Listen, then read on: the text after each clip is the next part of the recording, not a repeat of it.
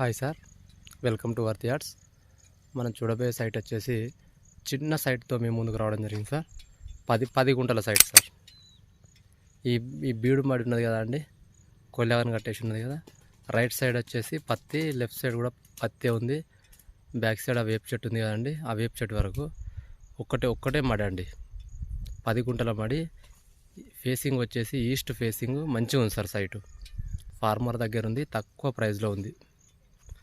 ఇండ్ల పక్కనే ఉంది చూడండి.